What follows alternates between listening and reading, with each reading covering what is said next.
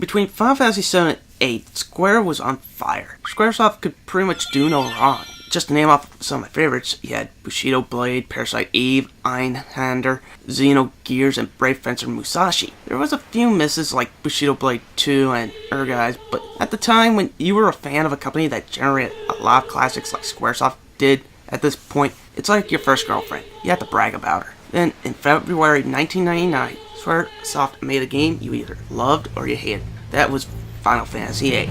Here's another thing Squaresoft likes to do with the Final Fantasy series. Squaresoft is always trying to innovate or reinvent the franchise. Sometimes it's great, with examples being Final Fantasy IV, 12, or Tactics. Sometimes it's not so much, with good examples being Final Fantasy II on the NES, Final Fantasy XIII, or the Four Heroes of Light. In my opinion, I think sometimes their ambitions are too much for their own good and get in the way of making a great game. More on that later. This still didn't stop fans from buying the game. According to VGCarts.com, it has sold 7.89 million copies worldwide, with the game getting a release to PC CD-ROM in 2000, again ported by IDOS, a release to PlayStation Network in 2009, and a release to Steam in 2013. The game in general got mainly positive reviews upon release and has been called one of the greatest RPGs on the PlayStation 1. I, along with a few others, don't see why, but over time I feel this game has become a love it or hate it kind of game. Even on YouTube, some people go through every scene and point out every bad plot point in this game. Thanks a lot, Spoony. I, on the other hand, after having the plot explained to me, don't have 100% pure hatred for the story, but I have found holes in the game that will keep me from playing the game ever again. Plot, again, I'm not explaining. If you haven't played it, then I encourage you to play it for yourself. Don't let my opinion or any others deter you from playing it. But if you want somebody to point out every plot hole in this game after you've already finished it, there's enough people on YouTube that have already done that. The graphics are incredible for a 1999 game. The game takes the PlayStation 1 to its limits again with this 4-disc epic adventure. Instead of just flat polygons, monsters and characters now look more realistic. They have a more artistic feel to them rather than looking like a bunch of polygons grouped together. Levels look more like paintings rather than pixelated drawings. Not to say the way levels and characters looked in Final Fantasy VII was bad, it's just they took a step beyond the Call of Duty for Final Fantasy VIII. It's a really good job, but it also led to the game look older than it should. I looked up when it came out and I was surprised it came out in 99 rather than 98. Yeah, it's only 1 year, but it really looks dated today, and at the same time, it did show how big of a jump they took as far as quality is concerned in 2 years. The audio is hit or miss. There's a lot of good tracks, but their placement is horrible. In certain scenes, it's very awkward when you go from a very calm melody to a battle theme. This makes it seem like someone fell asleep at the wheel or kinda got complacent. There's a few overrated tracks. The big one that comes to mind is called Eyes on Me. The song is a beloved song that has sold many copies worldwide, and I somewhat get why. Personally, I absolutely hate how the track used in general. Before anything, it does its job very well. It's a very emotional song and can bring tears to people's eyes if used properly. It really should only be used for scenes or stories where the romance between two characters doesn't really get off the ground. The thing about the track is that it's picked for the wrong love story in this game. If you look at where it comes into play, it's used for a romance that is already completely flourished between Squall and Rinoa, which should have been used for Laguna's romance with Julia, which barely gets off the ground at any point in the game. As for the rest of the soundtrack, it's yet another solid outing for Nobuo Uematsu. Not as good as Final Fantasy VII or Final Fantasy IV, but it's an admirable job.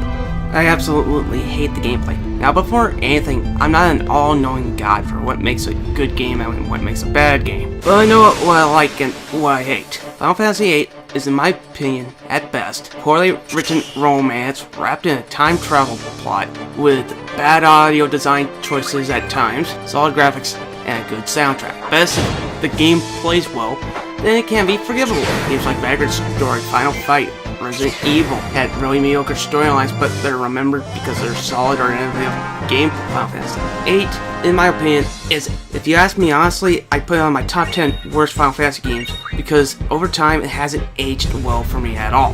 Whether it be because of Spoony poking holes in its story, my tastes refine on what I call the do's and don'ts of RPGs, or because of how time has aged this game, I absolutely hate this game. I liked it when I was in grade 5 or 6, but now I can't stand it. Summons are also a lot different now. They have their own abilities they can learn, gives bonuses to whoever they are equipped to, and also control what stats you can equip spells to. When you summon them, you have to wait a certain amount of time based on how much they respect you, and they also have their own hit point meter, which if it goes empty, you cannot use them until you find a specific item known as a GF Revive, and revive them like a other character. This somewhat makes them more of an ally rather than a high-cost spell that does a lot of damage. Limit breaks have also been overhauled. Each one has its own unique qualities. It's like Zells, where you got hit a button combo to do certain moves, or a timing game for swalls. You also need to be around 20% of your maximum health to pull them off, but as soon as you're at that point, you can keep pulling them off again and again and again. This is a decent concept that really changes the game up, going from Final Fantasy VII to 8. The game also eliminates a form of money earned through fights. At a certain point in the game, you earn a salary. You can increase it based on what actions you take in the game. The problem is that you can take a quiz test, and if you pass it to the game's satisfaction, you can increase how much money you earn. This makes me wish I earned it through fights instead of it being handed to me. Now, how, you may ask, is it being handed to me? Well, you can take said test again, and the questions are the same every single time you take that same test. Yeah, a lot of thought behind that one. The game also has a lot of content based on your skill level, how lucky you are, and how much you want to do the side quests. It can take up to 80 hours or more to finish the game. There's only 2 big side quests, and I appreciate this rather than some of the mini games that feel like they want to see how it would work with the new technology. There's a card game called Triple Triad and a chocobo minigame involved in Pocket Station. What is the Pocket Station, you may ask? It was a portable device that worked like a Tamagotchi and was made by the same people. The problem is that it was really never taken seriously by Sony, and it only had 3 games. I never got a chance to try it, but what I did drop a lot of time into was Triple Triad, the other side quest, or minigame, whatever you want to call it. Triple Triad, on the other hand, was a mini card game that was said to have Magic the Gathering level of popularity. The point in the game was to flip your opponent's cards so you had more points than your opponent. It starts off simple. If the card played had a higher number than the opponent's card or cards adjacent to it, it would flip that card and have the owner steal a point away from whoever's card got flipped. The player with the most points wins. Depending on the rule, your opponent starts off by giving up 1 card the winner wants for losing the game. When the game gets needlessly complex and ridiculous is when you start the Queen of Cards side quest. When you first meet her, she immediately changes the rule for the card cost.